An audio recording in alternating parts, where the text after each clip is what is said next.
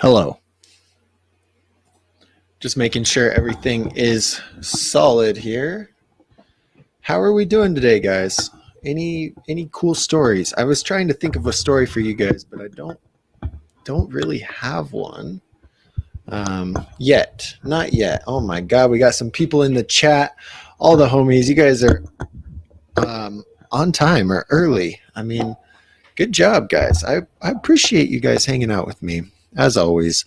Oh, shoot. Okay, there we go. That's good. Okay. You can hear me? Yeah? I can hear me. I can see me. We got the bang. You guys know what it is. Always starting the day off with the bang. I drink way too. I've probably had one a day for, wow, 2 years? 2 years now. Bang a day. Before it was Monster, but now it's Bang. Bang has double the caffeine as Monster, so we can really be amped.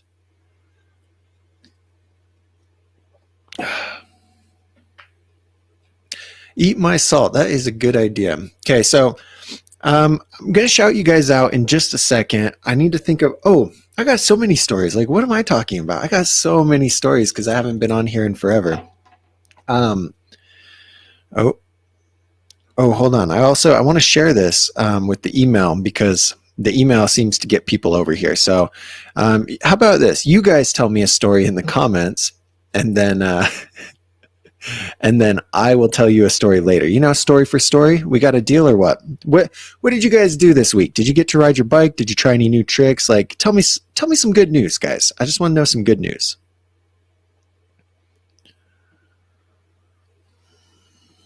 Okay, we're going to send out the email. And what happens here is I send out an email and then a bunch of people unsubscribe and they say, you know what? I don't want your emails, stupid biker guy. I guess, no. Should we do all caps, guys? Do you guys get my emails? Hey, if you get my emails, just say yes in the comments. I'm curious if you guys get my emails.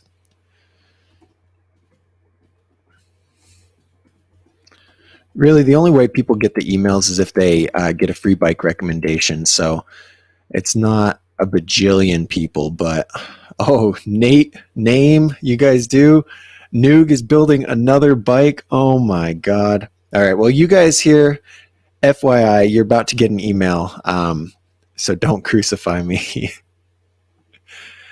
Hey, I'm not seeing it. Oh my God. I was going to say I'm not seeing any stories in here, but Eat My Salt just told me a story. Bro, that sucks. Like, I'm sorry to hear that, man. That's always tough.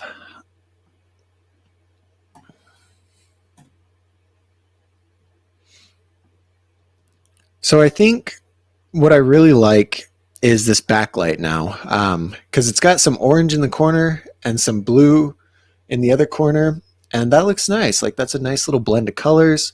I'm out of focus. Hello. Okay, so let's see. I'm gonna hit send right meow. It's a lot of fun, promise. Come here, get your questions answered, right? Who would say no to that? Come on. Who would say no? Okay.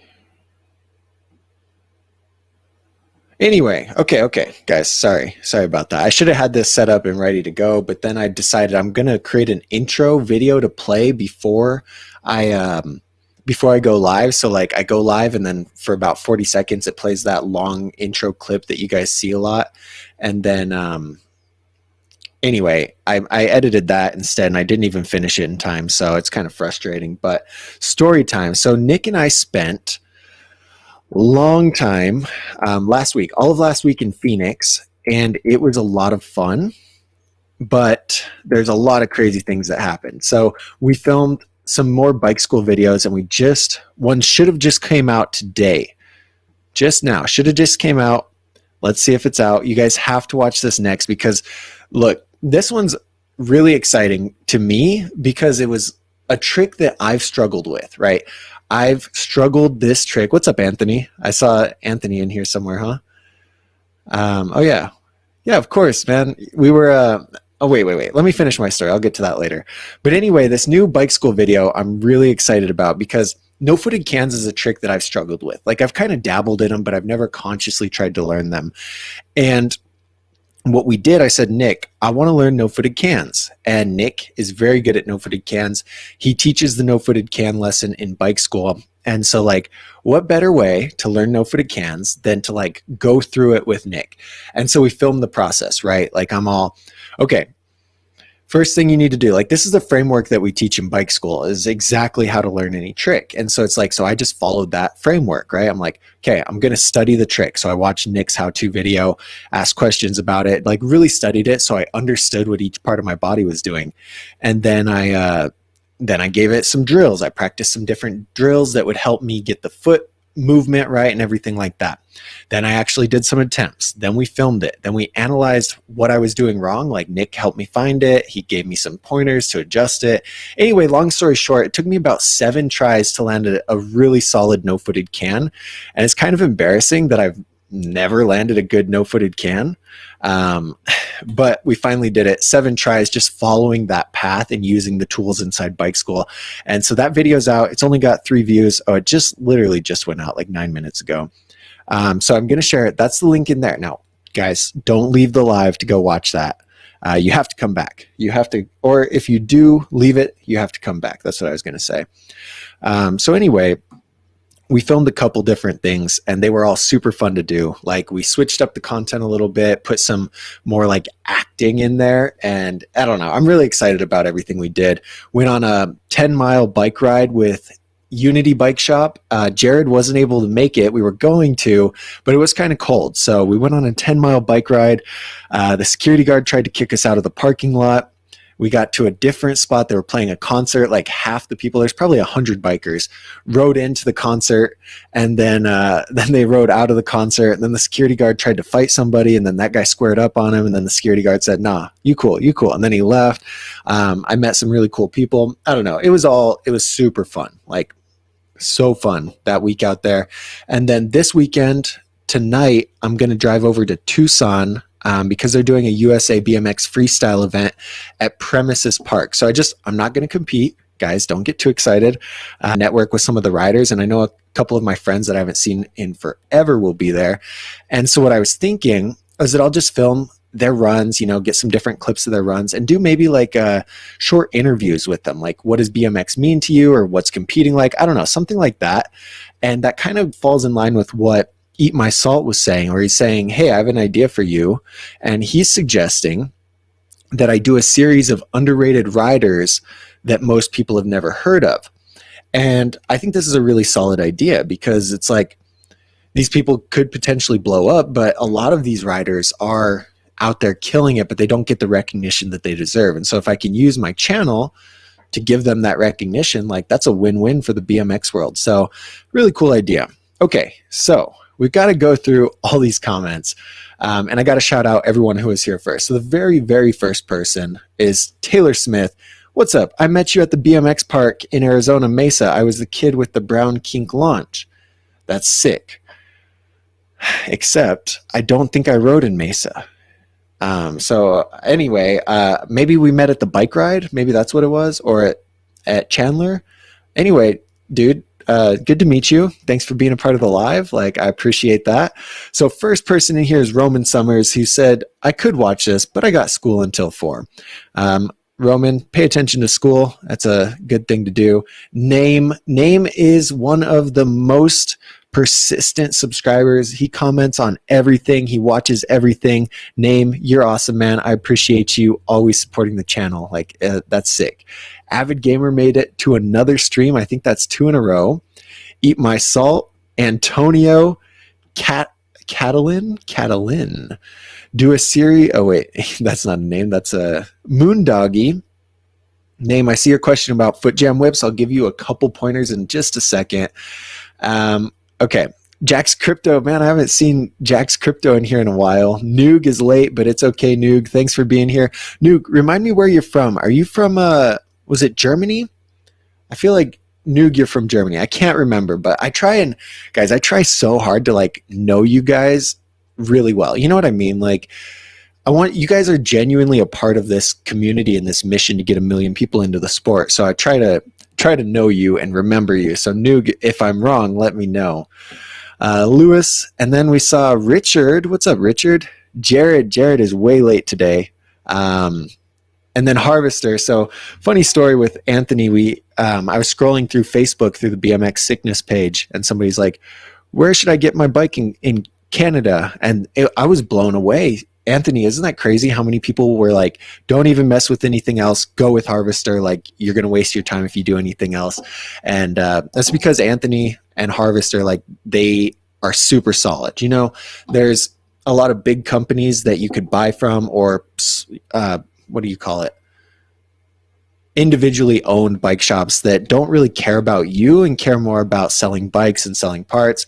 I don't get that vibe from Anthony at all. He's definitely about the BMX. He's about the community. And yeah, that's rad, man. I just got to shout out Ryan. Ryan is one of our newest bike school members. He says, what's up, everyone? What's up, Ryan? Okay.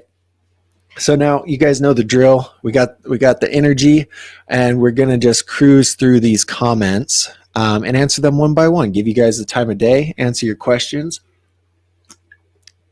So if you haven't put a question in there, make sure that you do that. And if you have, hey, my Amazon package is on the way. Look, I bought a giant, oh, you can't, hold on.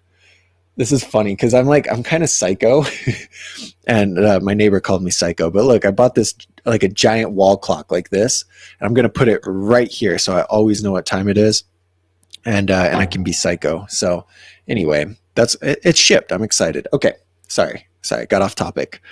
But what's up, Sabaeth? Oh my God. Okay. Raider Al, dude, we got everyone in here. You guys are amazing. So throw your questions in. I'm just going to start going through here because the first one I saw was Name, and Name wanted some tips for a foot jam tail whip. And so Name, the first thing I'm going to tell you, obviously, join bike school. But for real, if you're working on, say, no-footed cans, or not no-footed cans, foot jam whips, and you give it a couple attempts, like, it's so much easier to see what you're doing wrong than just throw stuff at you. You know, like I could tell you, well, make sure you're hopping forward, make sure your foot's going over, make sure you're leaning forward when the bike's going out and pulling it back in when the frame comes around, make sure you're uncompressing and popping up so that your feet go into the pedals. Like, all those things I could throw at you, but without seeing what you're actually doing wrong, that's not going to be very helpful. So what I'll do for you is I'll just tell you the most common thing that people have wrong when they're doing foot jam whips, and then I'll if that's your issue, you know, you can kind of adjust it and I can help you fix it. But okay, let's see what I'm gonna do. Who's Master of None? Is that Chad? Chad, did you change your name? I can't tell. Is that Chad in the bottom? What's up, David? So, Chad, if that's you, I got to shout you out real quick, but I got to make sure it's actually Chad. Anyway, Name. So what I was going to say is the biggest problem that people have with foot jam whips is, like, it's a really cool trick, and people try and do it too early. So they go too early and ride flat, right? And then they take off their front foot, swing it over the frame, put it in the tire, and then kick the bike around.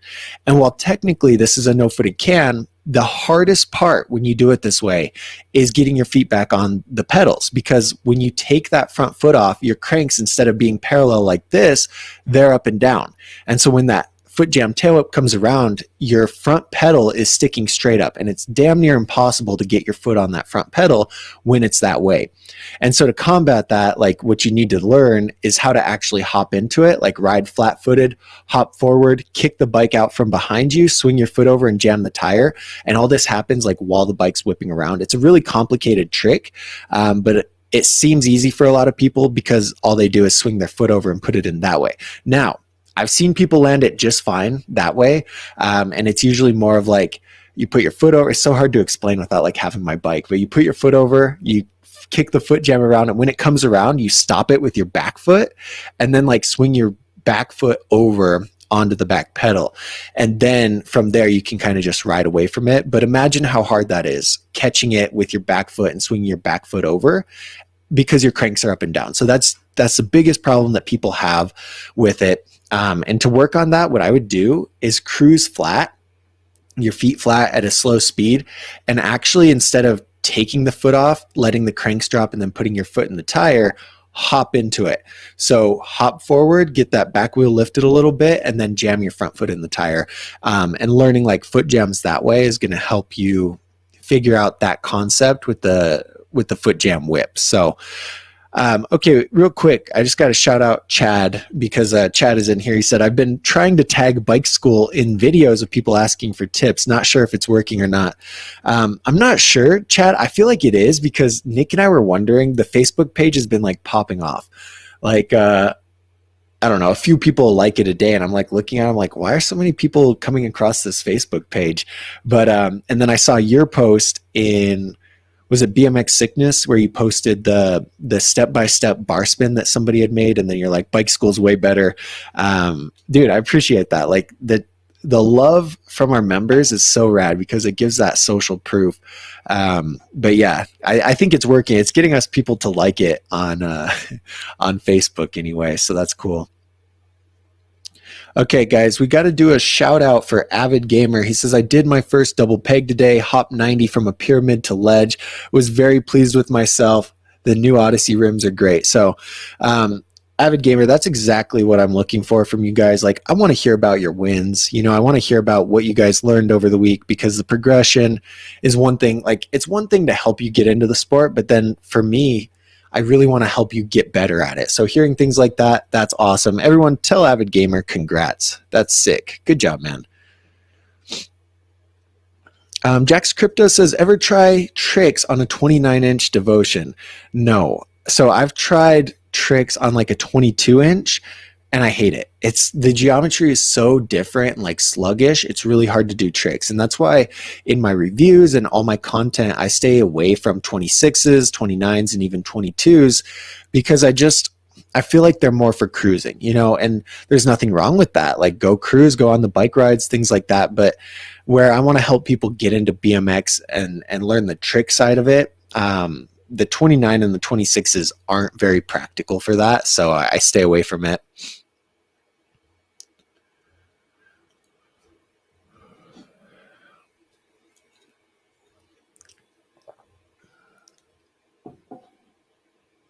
Dude, Richard is moving from Utah to Florida, and I'm jealous. Florida, Phoenix and Florida are like, I don't know, Miami, I think. Those would be my two dream places to live.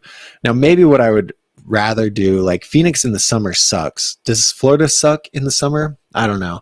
Either way, you got year-round riding. That's sick, man. Congrats. So excited. Noog, this is cool. Noog just had coffee with an old friend and figured out he also still has a BMX. And so they're going to go to the skate park. That's rad. How random, too. You know, it's like super random. That's super random. But I'm glad that worked out, because that video I just posted about riding alone, like, that sucks. It's hard to progress riding alone. It's hard to stay motivated riding alone.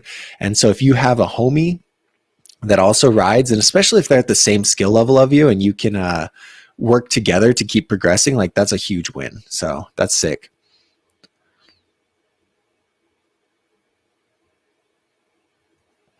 Hey, JPO Gabe, what's up, JPO Gabe? I'm glad that the tips helped you out, and I'm glad you got that new bike. That's sick. Okay, Lewis says, hey, Doug, I heard that you can switch right-hand drive cassette wheels to left-hand drive, but does that work with every hub, and do all cranks work for left-hand drive? Well, now somebody correct me if I'm wrong, because I'm pretty sure, 99% sure, that only works with certain hubs. Like, I'm trying to think of one. We the People has one. Is it the hybrid that you can switch out? There's a handful that you can actually switch out pretty easily. But, you know, if you think about it, if you pull the hub out, yeah, no, no. that won't work at all. Like it has to be certain hubs because there's got to be the machine notches in the side of the hub. And so like if it's only for the right side, you can't pull it out and like move it to the left side. And if you flipped your wheel upside down, no, I no. There's certain ones, like I said, 99% sure there's certain ones that you can do that with, but not all of them. And cranks, no, cranks don't all work for left-hand drive either. I'm trying to so many papers all over here. Oh my God. Anyway, you have hey, anyone want this Dougster Bob sticker? Look at, I just found it. Anyone want that? Let me know. Let me know. Shoot me an email if you want a sticker and I'll send you a sticker.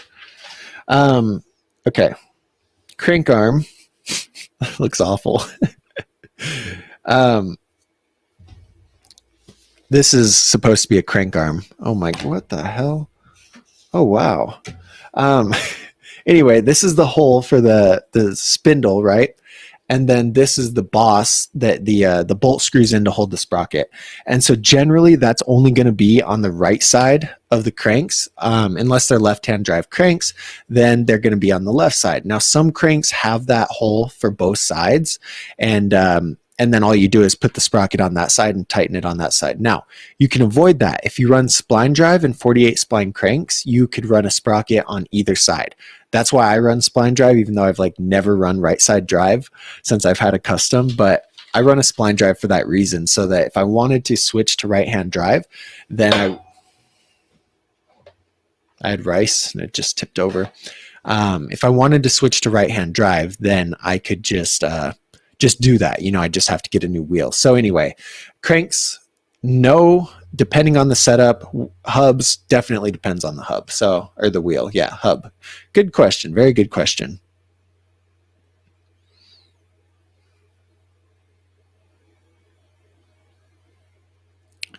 What's up, Chuck?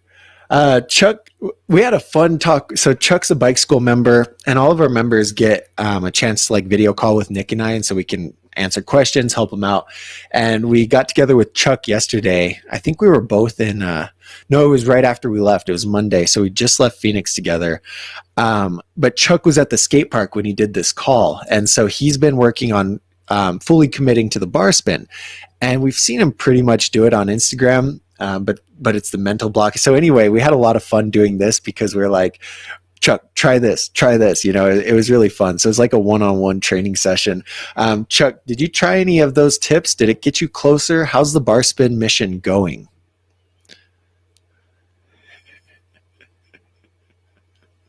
I'm getting a lot of emails. Anna, you don't get any stickers. Just kidding. Okay. You know what? I'll find all my stickers and send you guys the stickers. Whoever emails me, if you have my email. If you don't, you missed out. Okay. Anyway, Chuck, that's a good question. I don't know. It's interesting. You think that the demand would be there to do like one-on-ones. I think we just want to include that just as a bike school thing and make people, because it is time consuming and it's pretty hard. Yeah, I don't know. That's something to think about for sure, though. What's up, FM for 5? Fortnite Gamer. Okay. Hey, I'm Ronaldo. I'm new to BMX. I have $200 and saving for whip. We'll reach there in 3 months, but should get the devotion. Guys, everyone say welcome, Ronaldo. Ronaldo, thank you for hanging out in the live. And hold on. And yeah, so anyway, say hello to Ronaldo. Ronaldo, that's sick. You've got a plan, you've got a mission, you've got a goal, and you're just saving up money. That's rad, man. So what I was gonna say is that it's up to you. You know, the whip versus devotion question comes up a lot, and basically what it comes down to, the whip is heavy. It doesn't have pegs. And it comes in a 20.5 or a 21-inch top tube. The back end on the whip is slightly shorter than the devotion. So if you are smaller and 20.5 is right for you, go with the whip.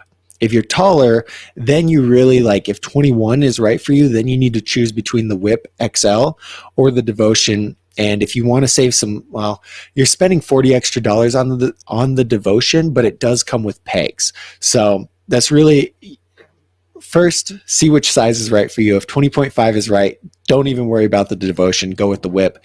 If 21 is right, then then really consider it. Consider the devotion or consider the whip. Personally, I think the whip is just better bang for your buck, but the devotion is really close in price and the quality is about the same. So just pick one off color, I guess, if it comes down to it. But David says the whip, and we got to say, David has been sending me pictures of his bike updates, and he has made that whip look really sick. So you can do a lot. You can definitely do a lot with the Z customization.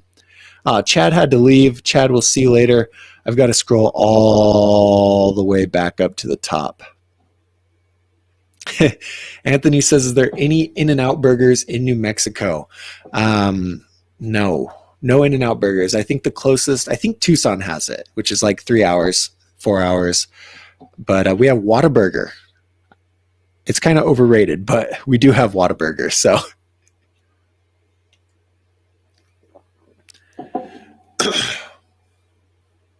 sorry, I got to go back find these questions. So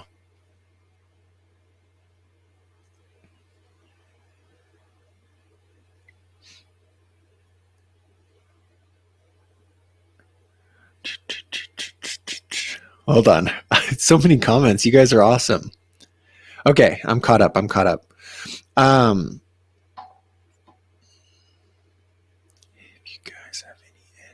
Hey, Eat My Salt says, if you guys have any edits or BMX content on your channel, let me know. I'll hit you with a sub. Yeah, that's sick, guys. Everyone, if you guys are doing videos, like, say me, because you can't post a link, but say me, and I'll try and go to your channel, and I'll shout you out in the stream, and so that you guys can follow each other. How's that sound?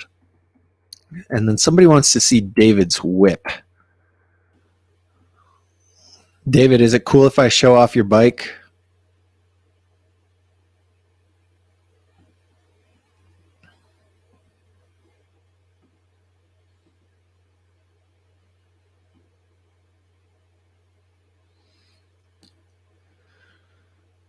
Hold on.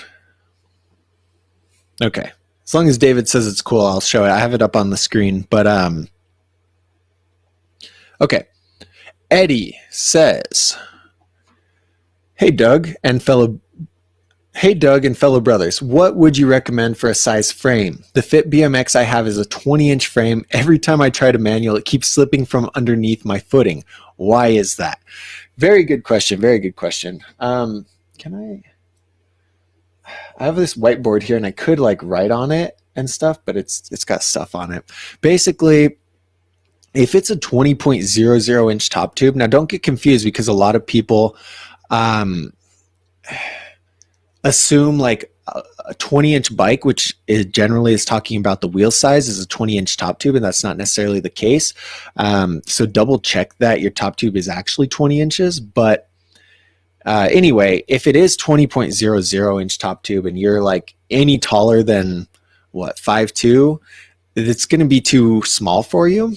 And it's just going to be really responsive. Like when you have a smaller bike like that, you can maneuver it really easily. You can throw it around, abuse it.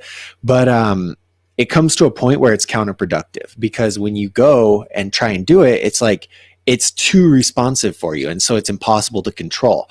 And that's why, say, dirt specific bikes have a longer chainstay and you ride a little bit longer of a top tube, because it makes the bike more stable. So when you're riding and you want something more stable, like, you need that bigger geometry. And anyway, so I don't really know your height or anything, Eddie, but basically the reason it does that, and one, the top tube's probably too short. So shorter top tube has your wheelbase. Like, let's imagine this is a 21-inch top tube. This is your wheelbase. When you go with a 20-inch top tube, that brings the back and the front wheel an inch closer together. And so there's less stability there in the bike. And then the other thing is the chainstay. I think that plays a really big role in your manuals. And so if your chainstay's 13.6, and then you get a 12.7-inch chainstay, like that's 0.7 of an inch. What is that? Anyway, it's a number of an inch. I can't do the quick math. Anyway, it doesn't really matter, but it makes the wheelbase even shorter. You know what I mean? And so for more stability, you want to have a longer wheelbase. And for more responsiveness, you want to have a shorter wheelbase. And with manuals, you've got to find that happy medium, because if your wheelbase is too long, it's really hard to initiate the manual. You get a bigger balance point, like a wider balance point to mess with, but it's going to be a lot harder to actually initiate it. So that's a lot of information thrown at you. And Eddie, did that make any sense? Like, is that, shoot. Okay, look, I'm just telling you, going off. And he's like, I'm 5'6" and weigh 15. Like, that was the comment next. I didn't even look at it. That's so funny. My bad. So anyway, yeah, you're 5'6". If that's 20.00, it's going to be way too small for you. Like, you want a 20.5 or something like that. I'd recommend a 13.2 inch chainstay, just because, like, 13.6 I think is too long in today's standards, and if you have the right top tube size, a general chainstay length will be good for you. But that's my 2 cents. I hope that made some sense, Eddie.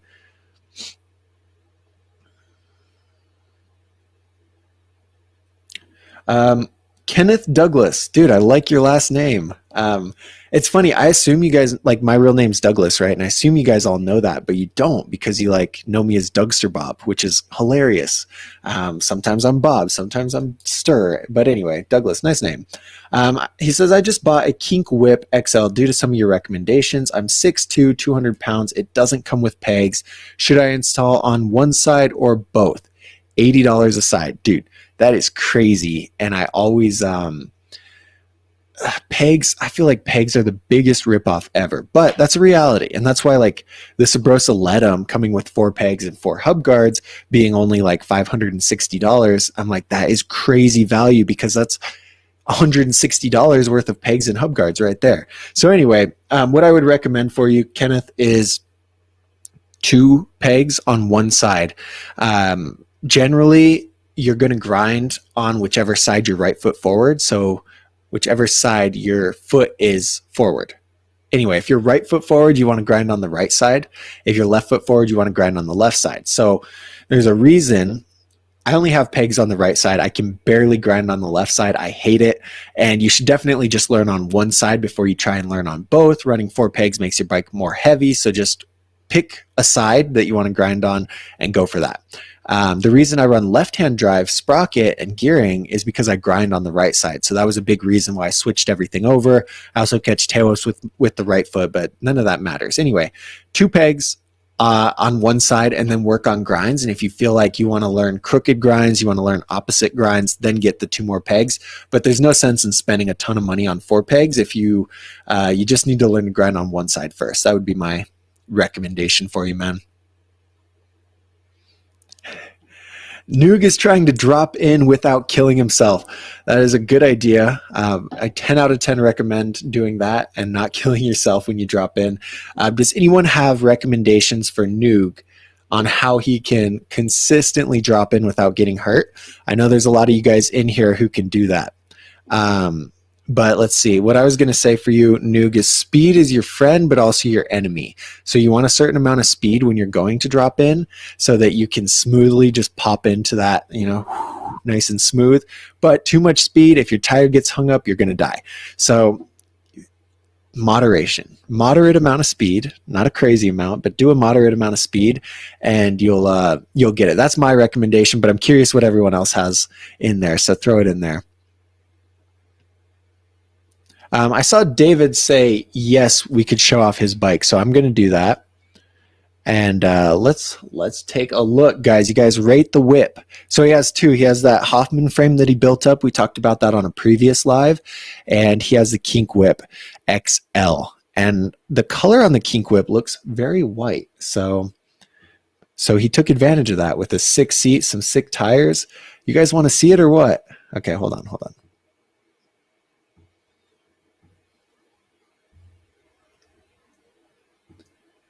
Here we go. On screen. Look at that. Sheesh. Can I zoom in? Hello. Okay. Well, there we go. Look at this. Are those Odyssey grips? I love these grips. Those are fun grips. The black and white swirl. Black and white seat. Got the Kink Whip put some white walls on there. Like, this thing looks very nice. Put a gyro with white cables. So he's upgraded it, put some pegs, made it look very nice, David. Very, very solid. And then this is the other one he just bought. He just bought this Hoffman frame. And this is the Morgan Wade frame. Looks very clean, black and gold. Look at this half link chain here. He is not breaking any chain anytime soon. That chain's going to last 100 years. What do you guys think? I love it. Looks very solid, man. Looks very solid. And here's you can see the Hoffman in the background. I think the gyro is a good touch too, like the white brakes. And you can tell the frame isn't fully white, right? It's a little off, but it blends really well with the rest of the white parts. So very solid, dude. I love it. I think that looks great. All right. Oh, they're Subrosa Grips. I thought they were Odyssey. Whoops. Yeah, you guys, if you shoot me some pictures of your bike, like, I love to see it. I think it's so cool. I actually respond to you guys on the emails, and I don't know. I'm here for you too, I'm here for you guys. Am I at the bottom of the comments again?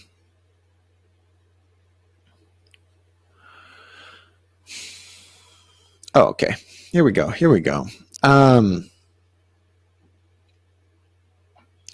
Jimbler McGuffey says, do you think my Colony Wasp rear hub with female axles is going to hold up? Should I upgrade to the male axle? Jimbler, I think it's just fine. I've never had any issues with female back hubs, and I've run them before. I've never had any issues with female front hubs. It's all down to, like, I think how clean you are with the grinds. Like, imagine, see, and that's hard to say. The argument is also that female axles are actually stronger because it's like a different kind of compression. So the way it holds the peg on there is more strong than the male axle. That's the argument. I don't know how true that is, but I've never broken a female axle, but I've bent a male axle before. I think the main difference would be female axles snap from time to time and the male axles just bend, which is useless anyway. But anyway, for the most part, the female axles are going to be pretty solid. But imagine Dennis Enderson dropping off a roof to double peg down a rail. So that impact on the pegs is going to be a lot stronger than hopping up on a 2-foot ledge and grinding it. So for the most part, I don't know your riding level, Jimbler, but I would say you're probably just fine with female hubs. Like, you were just fine. And that's a really good hub. The Colony Wasps is one of the, I think it goes Profile Elite, Colony Wasp, Profile Mini. Those are the best for loud noises,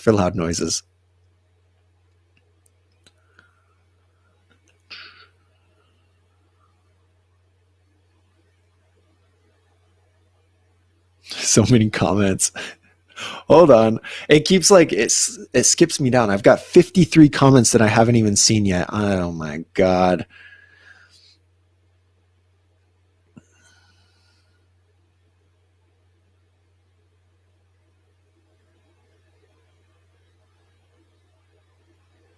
Lewis. Okay. This is Lewis. I feel like I get this question a lot, but plastic or steel pegs, what are you guys riding? Let Lewis know in the comments. What do you guys ride? I ride plastic pegs, and here's why. I'm not picky, and I got these pegs for free at a little contest, and so those are the pegs I've been riding for my whole life, and that's it. I think, like we were talking about earlier, $80 for pegs and hub guards, ridiculous. I will never buy pegs. I will never. Like, I say that now. Maybe I will, but I won't. So whatever pegs I can get for free, that's what I'm going to run. But I saw Richard saying here, steel with plastic sleeves, and that's what mine are. They're not actually fully plastic. I don't know if they make fully plastic, but yeah. So the plastic sleeves grind good on rails. They grind good on bumpy ledges. Like, they're just a lot more versatile. And then when they wear down, you can just replace the sleeves for like $8 or $9 instead of buying a whole new set of pegs. So I definitely think plastic sleeves are the way to go. And even though I hate pegs, I think pegs are a ripoff, but whatever.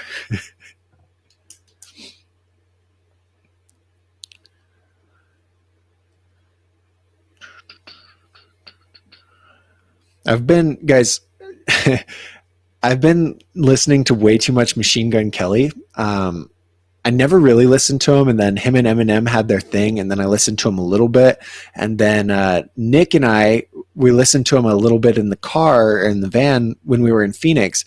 And so since I've been back, like that's all I've been listening to is his new stuff. Like the genre switch, I really think was a good move for him. The punk rock vibes from him is solid. Do you guys even know who that is? Anybody? I just like bop into the song in my head, and then I was like, oh, Machine Gun Kelly in my head.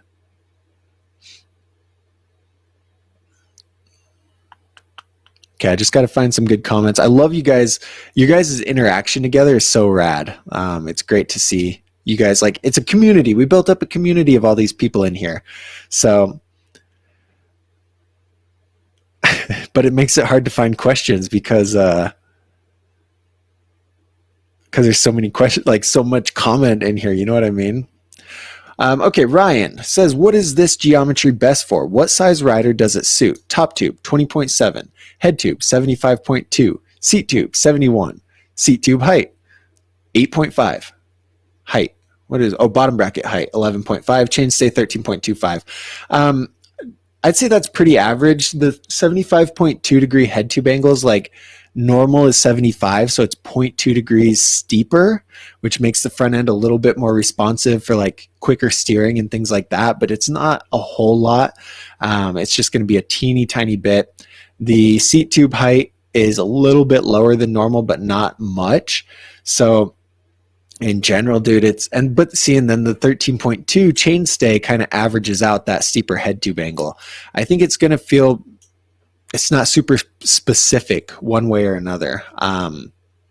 Yeah, I wish I had a better answer, but it's not super specific one way or another. The bottom bracket height is a little bit lower than normal, which gives it aspects of stability, right? Because your feet are closer to the ground, and then that steeper head tube angle, but the longer chainstay.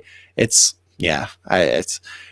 it was 75.2 head tube angle, like 8-inch seat tube, and 11.6 or 11.5 bottom bracket height, that'd be a pretty responsive frame, but everything on there kind of evens it out just for a general feeling ride.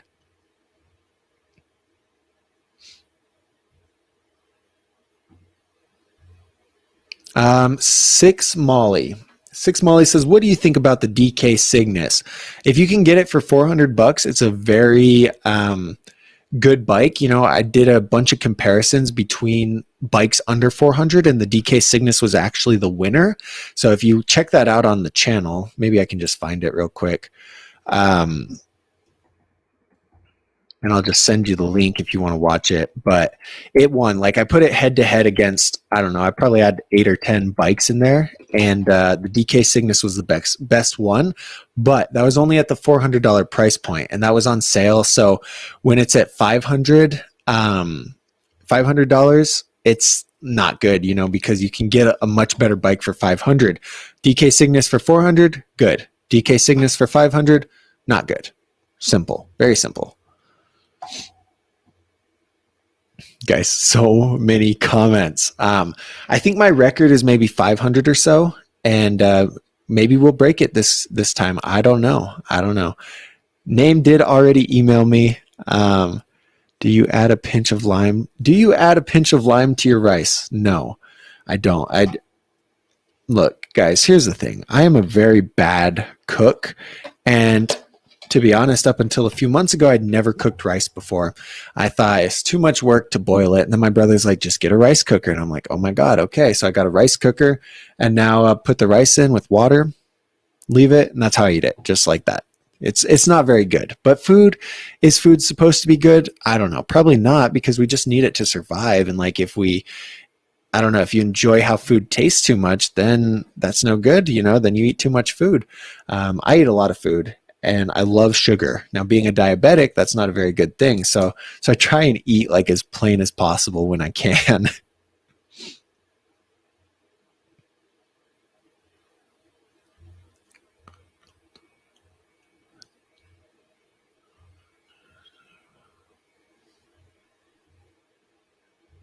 Oh, I just saw a good comment. Hold on. Hey.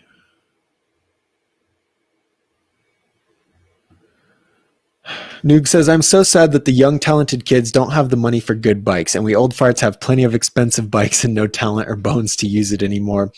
That's a really interesting concept, and I can't remember who was talking about it, but it was on a podcast, and the general sense of it is like, the more, well, and this is a little different, but the more you get into the sport, so like when you start out, you pay for everything, right? You pay for everything. As you progress and start getting better, you make more connections, then you pay for less because you have people who can hook you up and things like that.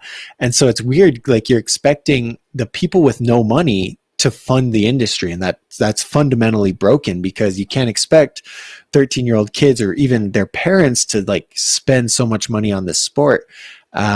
But this has been really cool the last couple of years that the older people are getting back into it, because it's given BMX a whole new like boost in the economy.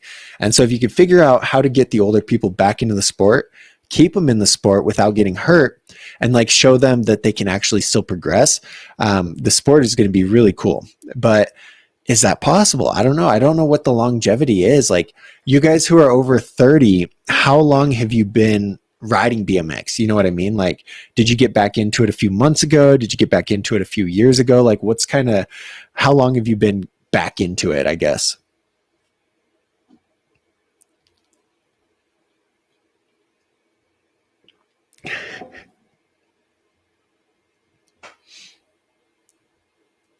Guys, name, oh wait, name, do you only have 100 subs, or does your friend? Name, should we shout out Name?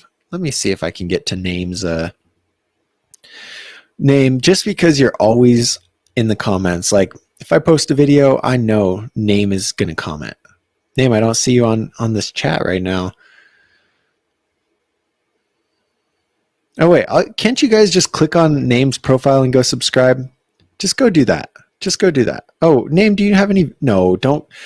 Name doesn't have any videos. Don't subscribe to Name. I lied. Maybe go subscribe to Josiah, but my bad, Name. I gave you a fake shout out. I'm sorry. Anyway, we'll just cut that out of there. Pretend that didn't happen. But just kidding, Name. Still appreciate you. Jared has thrown front brakes on the bike, and that's pretty exciting. That he's been messing with them, tinkering with them. He bought new forks so he could put front brakes on. Finally, Unity helped him out. We got the brakes on, and that's sick, dude. Next time I'm in Phoenix, we got a sesh. We got to go catch a sesh at Chandler, or go to one of the night rides.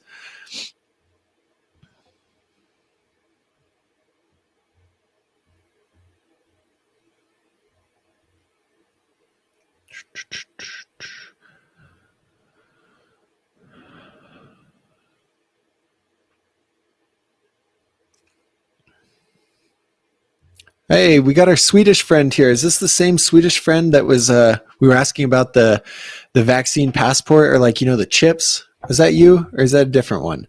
But anyway, hello from America, Sweden. Thank you for hanging out with us.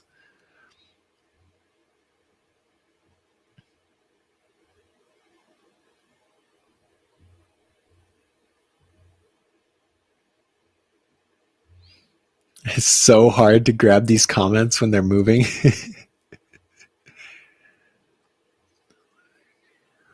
Okay, if I miss a comment, put it in there again, but I don't think I'll miss a comment. I am good at this. But I think I'm coming down pretty close to 30. It's like, maybe I'm just being dramatic. Okay, here's a good one. Stephen. Oh my God.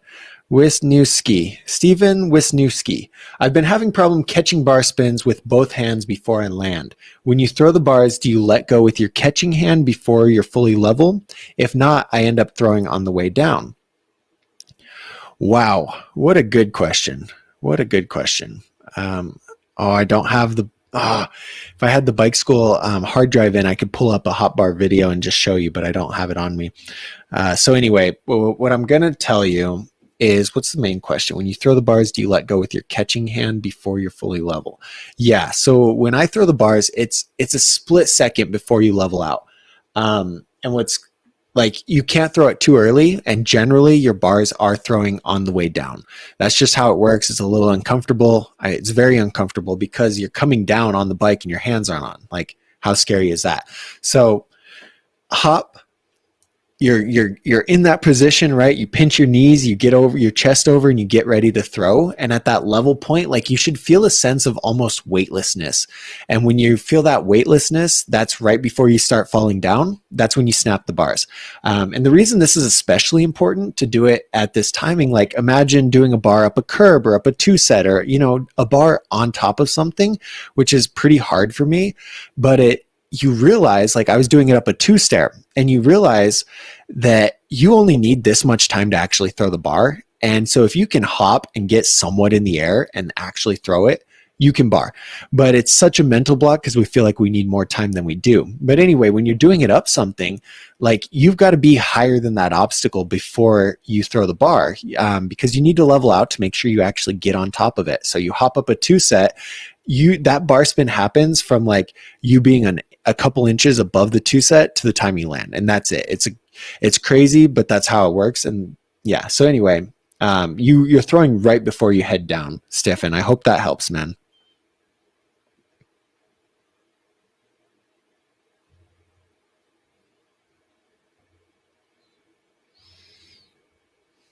Did I okay. Jimbler says, you answered my question. It's okay, cool. Glad I got your question, Jimbler. Glad I could help you out. Thanks for coming to the live, man. Thank you. Who's this? Kirk. What's up, Kirk? Kirk says, I finally got my Fiend spline drive sprocket in the mail a few days ago, installed it, and no more tight spots in the chain. Praise Jesus. Good deal, dude. You know, I said earlier the reason I had a spline drive was for switching to left and right hand drive, but that was another thing.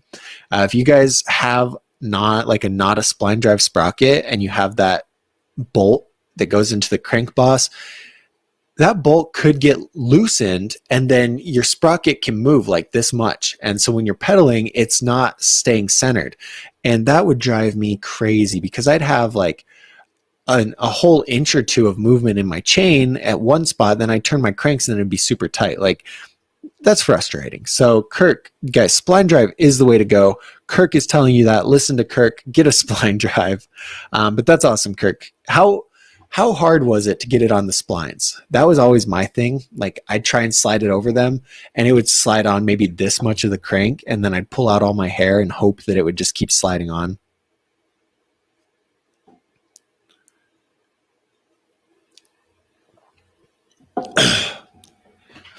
Yeah, Ryan, for you, that geometry, 20.758, that's going to be pretty good for you. I mean, I think that's good. You're not really specific in any type of riding, you know what I mean? So it's going to be solid. I think the 13.2 chainstay could be a little bit longer for you just because of the weight.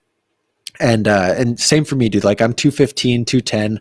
And what I noticed is that when I shift my weight around, if something's really responsive, like, that weight shift is just obviously more responsive because it compounds. So if I weighed 100 pounds and I move my body back the same effort back, it wouldn't affect it as much as it would when I'm 220 pounds. And so when you're a little heavier, you want to ride slightly more slightly more mellow type geometry. But for the most part, like, yours is pretty general. So if it was a 12.7 inch chainstay and stuff, I'd be like, whoa, dude, that's too much. That's too responsive. But where it's at, it's pretty good.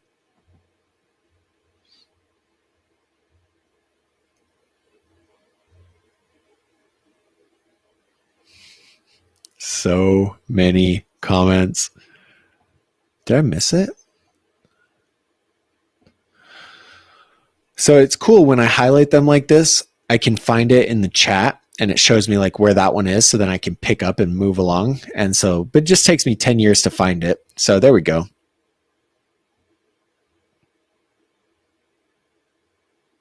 What did Noog say? Oh, wait, hold on. I think I missed a lot of questions actually, guys. My bad. Max is talking about a 28-inch sprocket, and I think so. He rides 28-inch or 28-tooth sprocket, so it's slightly harder for him to pedal, but he's got a higher top speed. And I know a lot of people that love the 28-tooth. Personally, I think it's like, for me, it's whatever you get used to. Like if I rode 28-tooth all the time, I'd be used to it and I love it. Since I ride 25 all the time, I'm used to it. But I wouldn't complain. I do a lot of half cranks. So like I'm riding along and I do a half crank for speed, but I don't do a full crank. And having that 28, a half crank, will get you a lot more speed from just that half crank than 25 would. So it might actually suit my riding a lot better. But that's sick, dude. Yeah, you got to play with your bike. You got to customize it. You got to figure out what you like, what you don't like, and boom.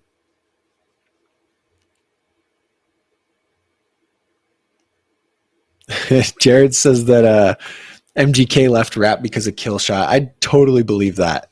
But it was a blessing for him. I think I like the new genre. I like it. Way better than his rap.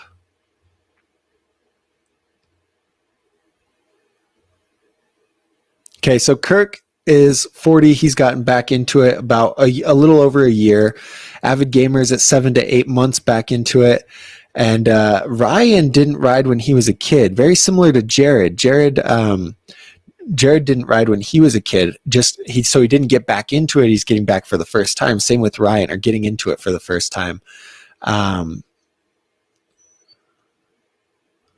Okay, so about a year, is that kind of the average? No, Richard's been back for about 3 years. That's sick, man. Good job. Okay, so yeah, so the longevity, I mean, it doesn't seem like there's a turnover would be the right word. It doesn't seem like there's a high turnover of people who get back into the sport. Like, it would be sad for me to see if you guys got back into it for a month or 2 months and then left right away. But you guys are staying for years, and that's good. That's really good. Yeah, David says 2 years ago. Cool.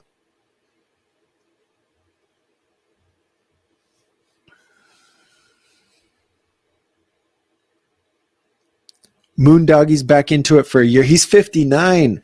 Is that guys, I think that's the record. I think Noog, how old were you? Noog? I can't remember. I feel like Noog was 50, if I'm not mistaken. Anyway,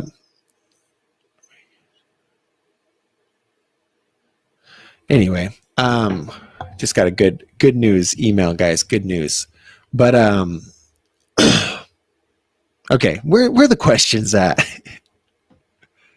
Hey, I support this. Name says let's get 30 likes. Oh my God, we're at 27. Guys, that is not a world record, but it's pretty close to a world record for us. So we're gonna hit 30 right now. You guys are gonna smash the button. I'm watching it. I'm watching. 28. Oh, just 28. Okay, well, 29. Okay, yeah, Noog's 50. So we do have a new world record. 59. That is awesome, dude. I love to hear that. Like, that is so exciting. Crazy. Oh, 31. Good job, guys. Okay.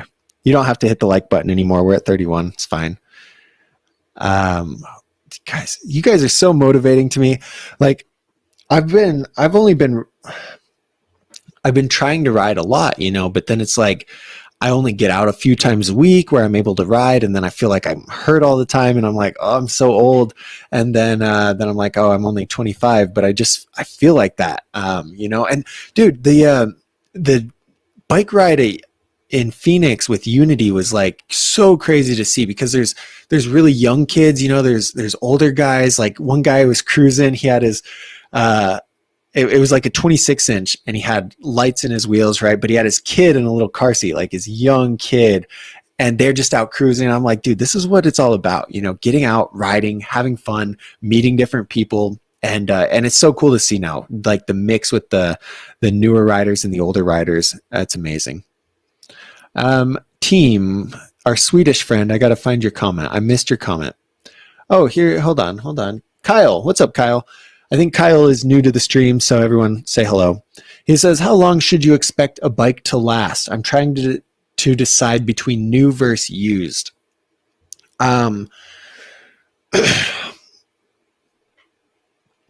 It depends on so many different factors, Kyle. A brand like a beginner bike at the normal rate of progression, I would say would last 8 months to a year. That would be my thing. You know, if you're riding it every day, you're progressing like the normal rate. I mean, I call how I progress the normal rate, to where, you know, within that first year, you can bunny hop, you can 180, you can do some really basic tricks. A beginner full high tensile steel bike, single wall rims should last about that. Before that, small things might break, like your handlebars might bend, and you make upgrades throughout, but I wouldn't put more than a year on it. A mid-level bike, again, if you're starting out as a new rider at the basic rate of progression, I'd say would last maybe 2 years, 2 to 3. And by that time, you guys are usually bored with the parts, you upgrade it, things like that. And so if you have money and you're making the upgrades, don't worry about that too much, because you can always change things out, you know? So anyway, I'd say beginner bike for a brand new rider lasts about a year. Mid-level bike, brand new rider, lasts about 2 years. If you're a mid-level rider, you get a mid-level bike. I'd also say that's only going to last a year at the normal rate of progression. So that's a really tough question. Like I said, how hard are you riding? How often are you riding? What kind of parts does this bike have? So yeah, that's tough. I see a lot of people, if you buy a used bike, Kyle, you can get something with upgrades already on it, and that's going to be a good way to go. Like, there's nothing against getting those upgrades, getting a bike with those upgrades. Now, for a fully stock bike, I'm pretty against buying it used, because it's like, you never know what that person put the bike through. You never know what, like, did they steal it? Did they paint it? Did they break it? Like, what has that bike been through? Has it been sitting outside the whole time? Like, it's hard to tell. So if it's somebody's custom bike, you can get it for $300, $400, $500, solid. Somebody's used 2012 Kink Whip, probably not. Especially, guys, that's the other thing. If you guys are buying a used bike that's older, the geometries change from year to year. So like, if you get a 2012, say, Kink Whip, like, that thing's going to have tiny bars and just different geometry, and you want to be riding the current geometry, because the reason the geometry is where it's at is because it's helped the sport progress so much. That's my 2 cents.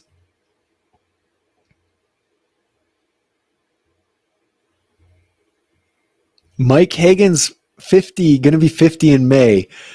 Still has the Super Goose from 83. Dude, that's sick. If you're able to, like, email me a picture or send it somewhere where these guys can check it out, everyone is gonna love that.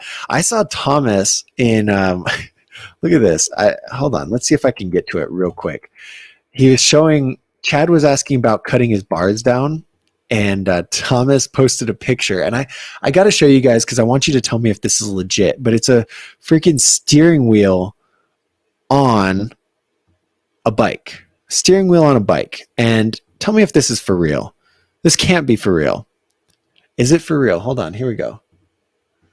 Look at this. The Huffy wheel. Wild new bike with real drag brake. This can't be for real. No way, you know? Anyway, if that's for real, I don't know what I was doesn't have anything to do with the Super Goose, but I don't know what the year on this is. Look at this lever exchange drag brake. Could you imagine doing a bar spin on this? Anyway, that's crazy. You guys tell me if that's for real. Like, please, I have to know if that's for real.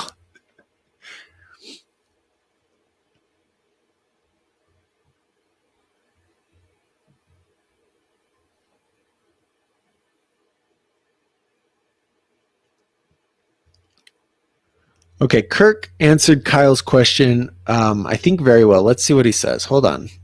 Oh my God. Bikes last longer the better you maintain them. If you have good bike maintenance and BMX knowledge, you can save a lot of money purchasing secondhand.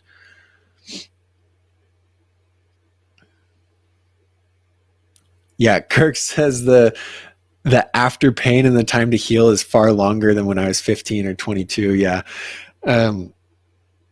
Dude, I like, what was it? My lower back. So I rode all day in Phoenix, or all week in Phoenix. I didn't get hurt very much. Like I really didn't get hurt at all. It was nice. And then I came back here and like I went to the gym on, was it Tuesday? And pulled my back. And I'm like, come on. Why does this always happen to me? If it's not my knee, it's my ankle. If it's not my ankle, it's my back. And I'm like, it's tough, man. It is a big struggle. Oh, here are the comments. Did you guys tell me that thing's for real? It's real. Oh, Sean says it's real. Noog says it's real. Guys, you guys ever find one of these?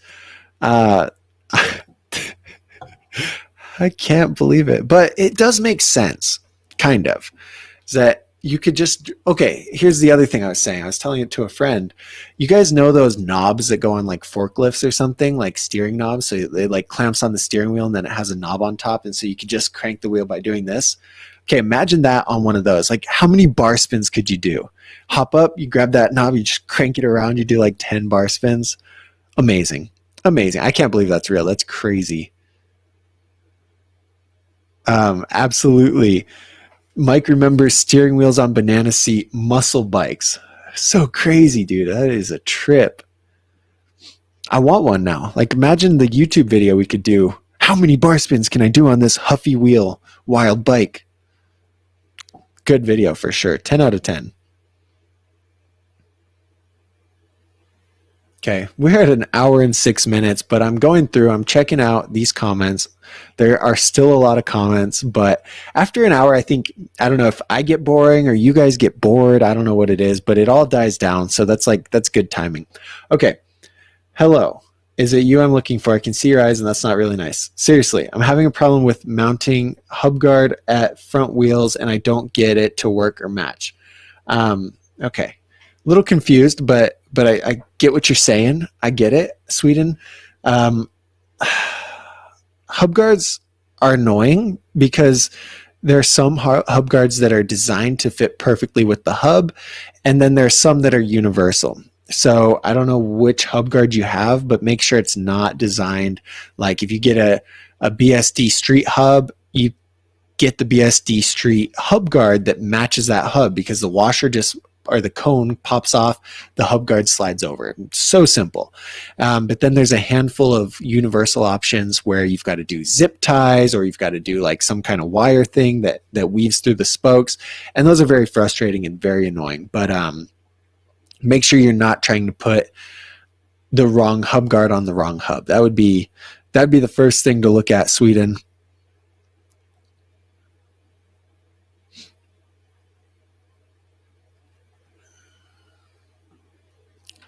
CTRL says, I'm new to BMX. I'm trying to learn the manual. Do you have any tips or tricks to get better? Boy, do I ever. So look, go see Control. Go check this out. This is our bike school video. Okay. This one's, hold on. I'll send you the actual manual one because we've got two on manual and they're both pretty informative. Like we don't go as in depth on it as we do for our bike school member. Like for in the members, you get the exclusive manual video and all that stuff.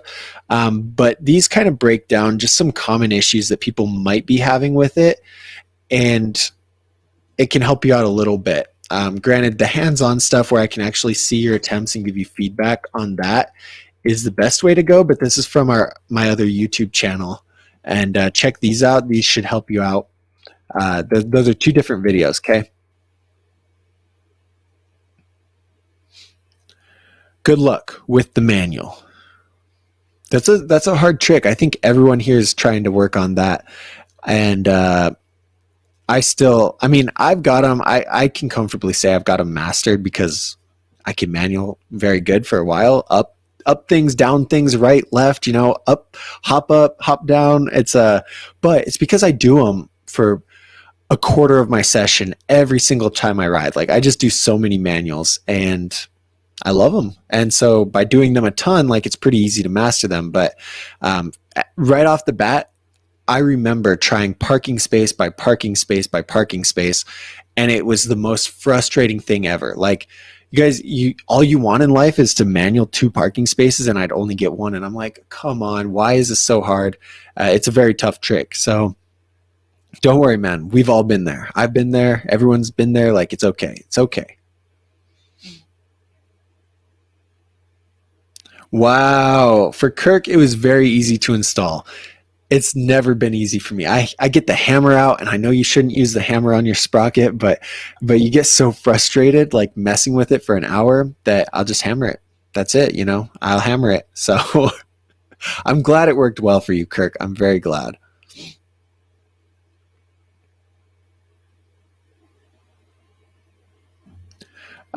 Lewis says, if you're in Europe sometime, please come to Switzerland. Zurich has some skate parks and some good street spots. All right, Lewis, if I ever go there, you've got to show me around. That's the deal, okay? We'll go ride bikes together, but you got to show me where all the skate parks are.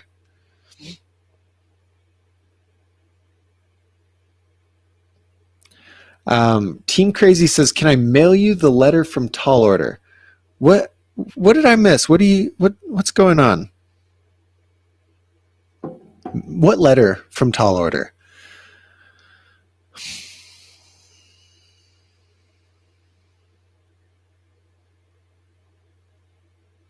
Yeah, Jared said, "Food." The guy, what's his bike shop? He's on Alfredo's channel, right? Most of the time with the sprocket, it's the hat washer not being in right, and this would make a lot of sense because there's that little washer that slides over your your spindle, and then your sprocket slides over that, and that should keep it from bopping around. I saw a picture somebody posted in BMX Cygnus. It was a destroyed plastic hat washer, and they're like, "This came off my fit. What is this?" And I'm like, bro, they're using plastic washers. Like, no wonder your sprocket's going to be doing this. You know, that's crazy. That is so crazy. But that is a good point, Jared. So if you guys are having loose, tight issues with your sprocket, check that out.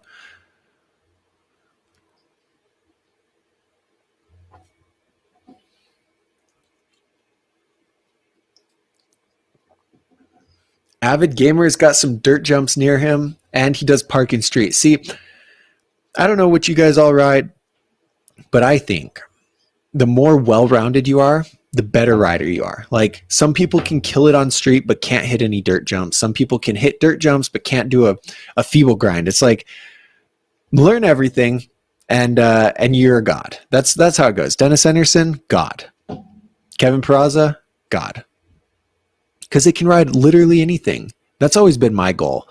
I think I always say that I'm bad at street, but when I was competing in England, I did way better in street than I did in park. Like, I did top 10 a couple times in street and not top 10 in park. So maybe street is the calling, you know? I just don't do it enough. Like, I'm always at the park, and then when I have to ride street, I'm like, oh, I guess I'll pegs whip this rail. How funny.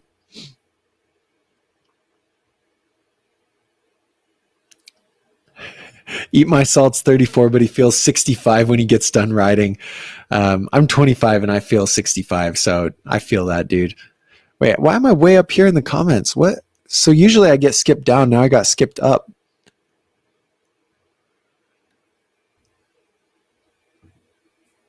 Yes, Jared, I wanted to go cruise the pump track on, was it Saturday? But then I went and like axe throwing and did not ride on Saturday. But next time, anytime I'm there, dude, I'll hit you up. Especially like if it's during the week when we're filming, we try and just do a lot of like we filmed, I want to say 15 videos, I think, that week. And so that's pretty sick. But on the weekends, I'll definitely make time to try and catch a sesh with you and the kiddos. I Ham says, I learned riding with 18 and I'm having trouble with doing beginner tricks. Are you saying you learned riding on an 18-inch bike and now you're on a 20-inch and you're having trouble with tricks? Are you 18 years old and you're learning BMX for the first time? I'm confused. I'm confused. But if you're just learning at 18 years old, like, dude, BMX is going to be hard for everyone. There's a really steep learning curve. Like, I was going to draw a graph, but it's like, you're here and you just go like this. Like, you don't actually progress for a while. You've got to get the basic bike control. You've got to figure out how your weight shift does things like this. The first 6 months, I think, are the hardest for everyone because you usually don't learn very much in that first 6 months.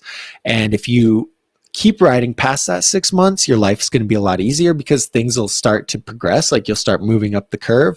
But you just got to get through that 6 months, and you've got to put in the work for it.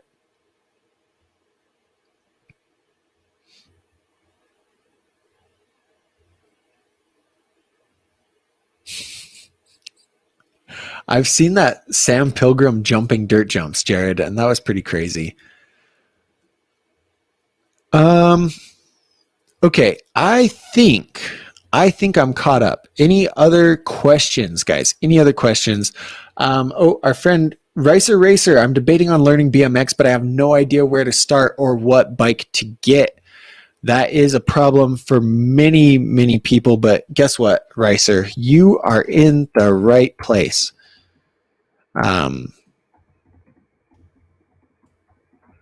Okay, you're in the right place, man. You are in the right place because go to this link. Oh, hold on. And fill it out, okay? Just put in your name, your budget, your skill level, your height, all that stuff. And I'll send you a recommendation with 3 bikes that I think are good for you. And that's the first thing, okay? You've got to find a bike. So I'll send you that recommendation, get you into the sport. Buy your bike. Once you buy the bike, you've got to just spend time with it. You know, it's like anything, any good relationship, you got to spend time with it to make it any good. And it's the same with the bike. Like, you've got to get the bike, you've got to ride it, you've got to figure out what it feels like. Like, a lot of times we end up talking about, it's almost a cohesion with your bike. Like, you get on it and you just feel at one with it. Like, I don't know, that's too woo woo. If you ride for like a while, you'll figure out what I mean, but you figure out everything about it, and then spend time with the bike and pick some tricks, set some goals. What tricks do you want to learn in 5 years? What tricks do you want to learn in 5 months? And then work towards it. There's a lot of content out there that can help you learn tricks.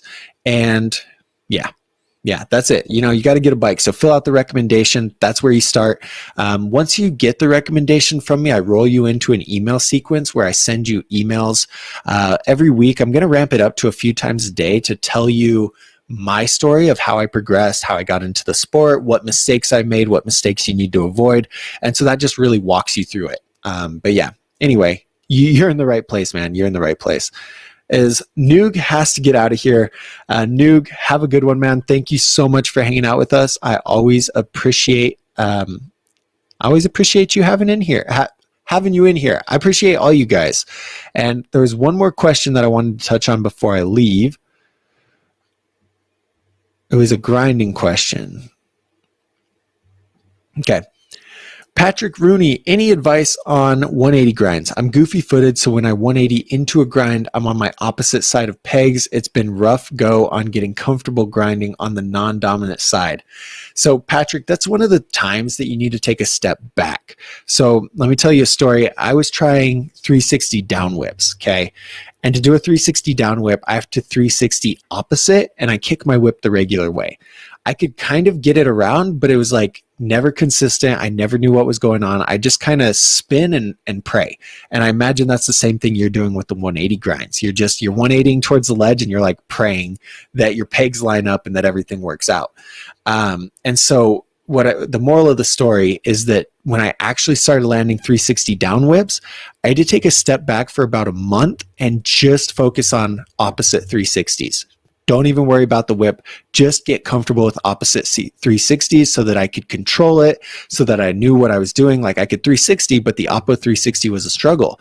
So I took a step back and didn't work on 3 down whips. I just worked on oppo 360s. And once I got that figured out pretty good, piecing the 3 down whip together was a lot easier. And it's going to be the same thing for you. Take a step back, focus on the opposite grinds, okay? Opposite grinds, practice, take some time on that. And then once you get that figured out, you're going to have a much easier time doing a 180 into that opposite grind because you're not going to be just crossing your fingers. You know, you'll know what you're doing. And so for any trick that you guys are really struggling with, ask yourself, do I understand this trick? And do I understand the different parts of this trick? Like, same thing. Like for me with that three down whip, right? I had to take a step back and make sure I could opposite three before I started messing with the three down whip. And a lot of times we get too far ahead of ourselves and try things we're not ready for. So yeah, take a step back, focus on these opposite grinds for a month. I see you're doing a T-bog in your picture, dude. That's pretty sick. You've got the bike control. So just take a step back and you will be solid. Anyway, I think that's it. Jared's 7 minutes behind. Epic. Oh, anyway, it's all good, Jared. Okay, guys, I'm going to get off of here and edit this live, put out a podcast episode, and do all that fun stuff. So it's been so much fun having you guys, hanging out with you. And I hope, what's your goal? Tell me right now in the chat. If you haven't liked the video, like it just because, but tell me in the chat what your goal is for this weekend. What trick are you going to learn? Like, I got to know, I got to know all that. And then guys, go out, learn that trick, and don't forget to watch this bike school video. I'm going to post it one more time. I'm very proud of it. It's very helpful, and I don't know, I enjoyed watching it. So hopefully you guys will enjoy watching it. But again, thank you so much. Have a good rest of your day. I appreciate you all.